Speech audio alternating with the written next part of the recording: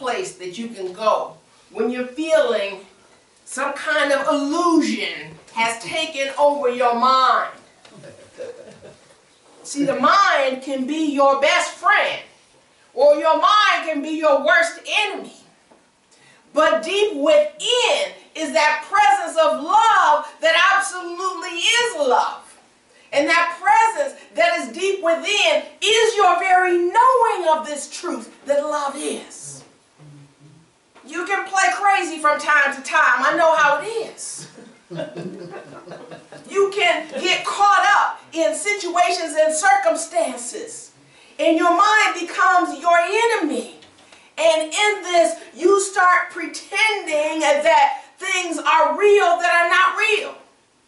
You start acting as if there's something wrong with your brother. You start acting as if there's something wrong with your sister. You start acting as if there's something wrong with yourself. When in truth, you are beautiful and you are magnificent because you are made out of the substance of love. How can love create ugliness? It can't do that. It can only create more beauty. It is truly a wonderful idea that we are embracing this month of February. It's infinite love. And you have to know that there is no time in God. I know you probably say, well, that's why our Reverend Celeste is always late, because she always says there's no time in God. Here's the thing. It's true.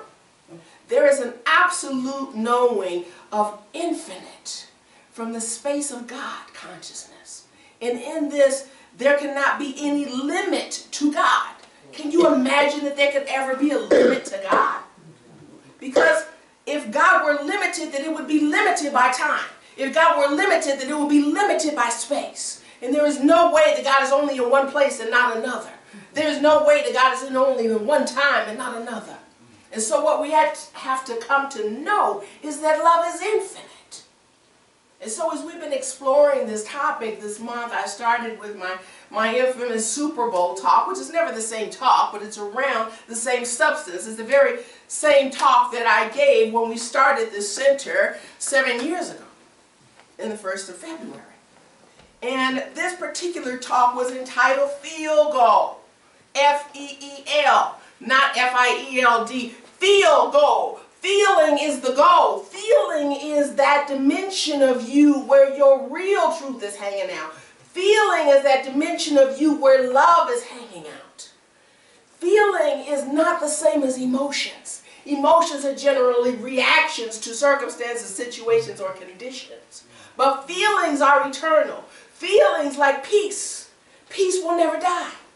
Feelings like love. Love will never die. Feelings like harmony. Harmony will never die. It keeps showing up. It shows up in music. It shows up in relationships. It shows up in the ebb and flow of the ocean. It just shows up. And so there's so many different ways that we can come to embrace feeling. And of course I gave the whole metaphoric kind of symbolism in terms of being able to see that football is love, and being able to know that those thoughts that are challenging your faith in love are the ones that are trying to tackle you to bring you down. But you have an opportunity to go within to that truth space, to that love energy, and to really make your goal be feeling, and not to be afraid of love, not to be afraid of what love may lead you to, not to be afraid what love will have you do, not to be afraid that love will bring you anything but your highest and best good. And the second week, the topic was the power of love. And in that particular situation, we were looking at the different ways in which God is revealing Himself to us and through us by the power of love. And we were able to see that we can go beyond any kind of seeming power, something that makes us feel egoically larger, and go into true power, to go into that oneness, absolute knowing of oneness, so that we can utilize real power, so that we can effectuate more of those those qualities, those divine qualities that are innate to each one of us, so that we can instigate, so that we can absolutely motivate more of those divine essences, those qualities that bring us into alignment with who we are, and into alignment with each other, and into alignment with the divine. And so last week, Reverend Patty was here with the topic, Awakening to Love. And I've been praying with Patty long enough to know that she was absolutely telling you that it is time for you to wake up to see that love is always around you, and love is ever present, and love is available to you in each and every moment. And so today, my topic is, I'll be loving you always. And that is true for me personally, and it is true of the divine. Because you see, anybody, some of you may have read the newsletter I put out last night, I don't know. But if you've been here any time prior to 2014, I pray for everybody who's in the room. And if I pray for you, that means you're in my heart. If I pray for you, that means my love for you is eternal. If I pray for you, that means that you have a space that is never going to be evicted. If I pray for you, that means that you are a part of me. And so what that means is that there is never any doubt that you could ever think that I would not be available to you if I am absolutely holding you as my beloved. Now, it's a wonderful thing to say beloved and say, oh, well, she don't really love me. Well, you can believe what you want to believe. I know what I know. And this is the truth about God. You know, you do all kind of madness. God doesn't stop loving you. You know, you do all kinds of, creeping around, not being in integrity. You know, and that's the theme for this week, for the season for nonviolence, is integrity. And so what's inviting you to do is to have that embrace on that inner integrity, your truth. And to not allow anything, anyone, anybody, any circumstance, any situation to take you away from that integrity, from the truth of who you are. And so when we were looking at that reading today from Christian D. Larson, and he said, love much, and it said, lovely souls will daily come into your life. And those people who are not as lovely as they might be will become better because they have known you. You know, and they felt the divine fires of flame. And so it's a wonderful thing to know that you have the power through love to transform. You have the power through love to contribute to someone becoming aware of their greatness. This is part of the vision, but again, I'll visit that in total in a moment. And see, in a return to love, Marianne Williamson, she was telling a few stories, and you know, we all have our journeys, and I will always remember a moment that I had with her, and you know, she doesn't want to do pulpit ministry anymore, and now I know why. Now she's ready for political office, and I think that's wonderful. I wouldn't want to just move to California just so I could vote for her. But, you know, she was talking in that particular book about Michelangelo and how he had searched, you know, long and wide for this person to be the model for him to create this piece of art that was Jesus. And he found this beautiful young man, and it turned out to be a beautiful piece of art. And then some years later, he was looking for someone who could be his model for Judas, and he had to be just evil looking, and he just had to be just this grotesque kind of a being. And he walks up to this guy, and he says, you know, I wonder if you'd be interested in being a model for Judas. And he's like, you don't remember me. I modeled for you when you were doing that Jesus piece. You know, so there are moments when we appear to be ugly, but it's still not the truth of who we are. There is no denying the beauty of who we are, simply because we get caught up in these ideas that somebody is trying to take advantage of us, or we get caught up in these ideas that somebody is trying to take something from us, or we get caught up in these ideas that, you know, we are we are a victim in some kind of a way. You know, there was a friend I was talking to the other day, and he was having back problems. We were supposed to be going somewhere, and oh, I had to take this medication because it's back problems, and you know, we're talking stuff through, you know, because I go into my mode because this person has been a member here, so I'm like, okay, now, we got down to the point. This is about fear. No, I'm not afraid, I'm just angry. I'm like, first of all, okay, fear is anger. Everything that is not love is fear, okay? So if you're angry with somebody, if you're jealous of somebody, if you're competing with somebody and you feel like they're trying to get an upper edge on you, if you don't like somebody and they're getting something that you want, that's all fear. Because you're afraid of not getting your good, and you're afraid that your good is being kept from you. So basically, when you're in fear, you're in separation from God, because your good is never separate from you. And so whenever you start to have these illusions, and we talk about this a lot in the Course in Miracles on Saturday mornings, whenever you start to have these illusions that your good is separate from you, you are not in reality, you are in the realm of illusion. And when you're in the realm of illusion, you can create any kind of hell that you want.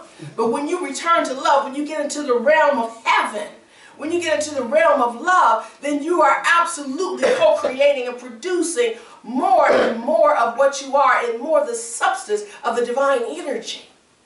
And so when you come to understand that moving through these particular times in your life does not necessarily confine you to an understanding that is limited by ugliness or any kind of behavior that you might find to be loathsome. You know, that I was sharing, you know, on Facebook, that, you know, one of the primary reasons that I didn't go to our organization's conference this week that was in Florida was because I decided that I did not want to participate in the economy of a state that has these kind of stand your ground laws that are absolutely denying a certain class of people, a certain race of people, their divine rights, their human rights. And so I understand that's your home state, Horace. I'm not trying to hate on you and your family and everybody, but here's the thing. I have a right to do this because, as one of my friends responded, it was in California, you know, it was the very kind of economic boycott that allowed for the transformation to come during the civil rights era.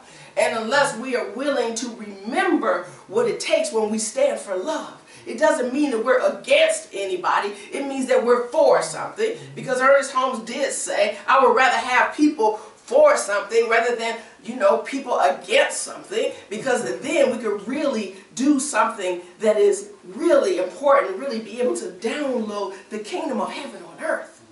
And so when we know that, we know like Mother Teresa, it wasn't about having anti-war rally. It was about having, she's like, I'm not coming to any anti-war rallies, but if you have a peace rally, then I will come for that. And so you have to understand that when you anchor the divine qualities and you allow yourself to only focus on that which is real, then more of what is real will become manifest.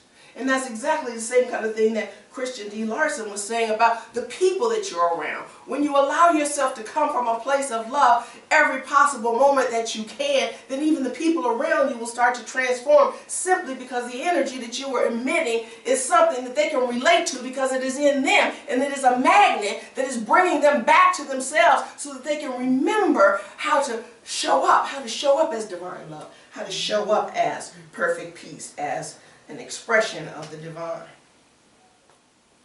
In this week in the Course in Miracles, a lot of it is about review. And so what I found to be so wonderful is in today's lesson where one of the paragraphs says, I am not alone in experiencing the effects of my seeing. It says, if I have no private thoughts, I cannot see a private world. Even the mad idea of separation had to be shared before it could form the basis of the world I see. Yet that sharing was a sharing of nothing. I can also call upon my real thoughts, which share everything with everyone. As my thoughts of separation call to the separation thoughts of others, so my real thoughts awaken the real thoughts in them.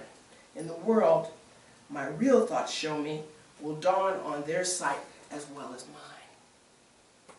And so the way that you know that you're coming from real thought, the way that you know that you're doing real thinking is when you're coming from love. And when you know that love is not going anywhere, there's not going to be any depleting of love. There's not going to be any kind of drought for love. There's not going to be any way that you're going to, go looking for love and it will be out. That's not going to happen. It's infinite. And so we have an opportunity to know that we can truly be the face of God. We've invited you into a vision. The core council, the original core council, came as a result of about 3 months of visioning. I came back to Chicago in September of 2006, and we began visioning in October of 2006, and we kept visioning until December of 2006, when we said it's time. We said it's time now to come into community, and we started in January with our classes first, and Ms. Payne was one of our first students in those classes, and we started in February with our Sunday services, and we came into this vision to find God in ourselves. So what we're really talking about is to find love in ourselves. And so when we can find love in ourselves, then we can find love in each other. When we can find God in ourselves, it's not hard to see love in each other. When you said that my love lifts anybody and everybody, this is what you were talking about. Because when you look for it, it's going to be there. It's never not there, but most of the time we're turning away from it. So most of the time we're totally negating it. We're totally denying that love is. And so here we have an opportunity to know that we can go beyond that kind of illusion thinking, and we can absolutely see the real truth about ourselves. When we look to find God in ourselves, then we find compassion. And compassion is the highest form of love. Compassion is love plus understanding. So many of the time we're concerned with our little lives. We're concerned with what's happening in our world. I don't have time for church. I don't have time for service. I don't have time to help that friend. I don't have time to deal with my family. I got this going on. This is about me. This is about what I want. So anytime that you're choosing from a kind of ambitious goal that is devoid of feeling, anytime that you're choosing something that, yes, may propel your career, yes, may propel your relationship, but think about the person who wants to be in a relationship with you and you don't want to show up for nobody. Hello. Now, if you are totally being that compassionate being, then you must allow yourself to be present to somebody who's moving through their self-concepts. You have to absolutely be willing to be present with someone who needs to know her excellence. You have to absolutely be present with one when they're losing their sister. You have to be present with someone when they're moving through their life's journey. You have to be present with someone when they're absolutely knowing that there is something that is great about them that is more than enough. You have to know that you have to show up for that somebody when all the music in their heart seems to have fallen away, but there's an order that is calling itself forth to be realized. You have to know that you need to be present for somebody who needs to know that he's loved by his family while he's working hard to try to bring it all together. You have to know that you have to be compassionate for somebody in those moments when they're not feeling beautiful. You have to know that you have to be compassionate for somebody who thinks that their source is a job. And you have to know that anybody who is feeling separated from themselves and everyone else is just having a moment, and that they will return to love and return to the truth of who they are. You have to know that as the vision for this spiritual center, that it isn't something that falls away just because my physical presence isn't here. You have to know that this is a vision that you have already enrolled in. You have to know that this is something that you said yes to when you showed up time and time again. When you showed up the first time, it was that divine energy that called you forth into this paradigm. It is that which you have already said yes to from the very essence of your soul. And so what I'm saying to you is that you must recognize that spirit is your essence.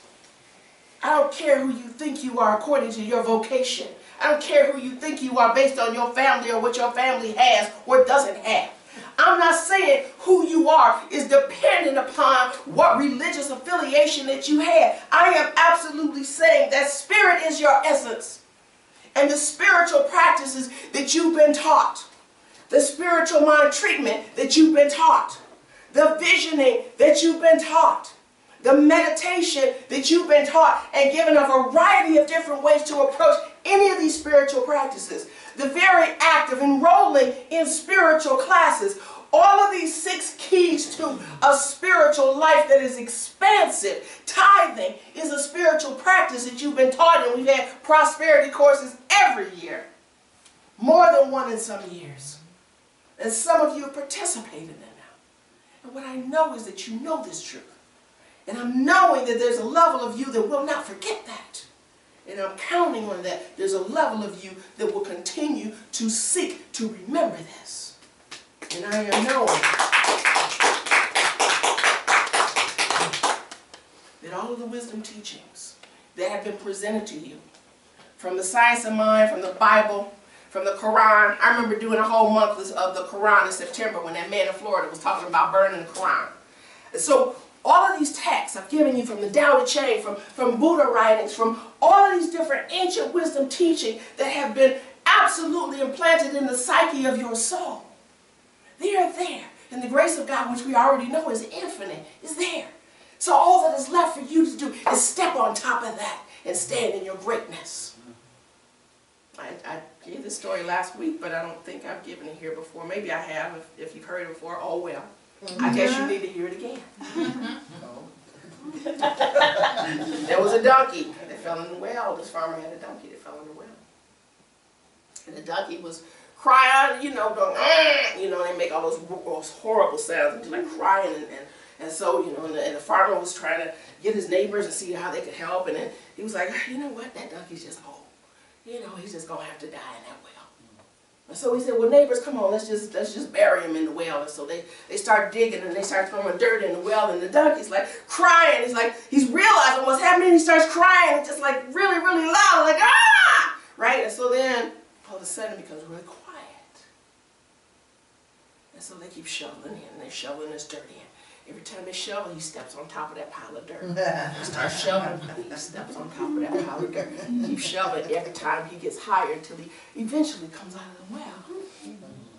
See, there's a moment when you have to remember whatever is piling down upon you, that you use it to step into your greatness. You use it to step even higher than you've ever been before. You use every challenge to step on the truth that you know to be real, that is love, that is the divine, that is your identity, that is your truth. That is your substance. That is the essence who you came here to absolutely expand and glorify in the way that would absolutely transform your soul, so that you can release through this earth experience whatever it is that is getting in the way of your heart's opening. So that you can absolutely know that all of those fears that are hanging around your heart need to be slain, so you can let love pour forth. That's truly the vision of this community. That's how we create a world that works for everyone. That's how we know that love is connecting us all. I invite you to remember this truth with a very passionate plea. I implore you to let this vision rest in your heart. Namaste. Namaste.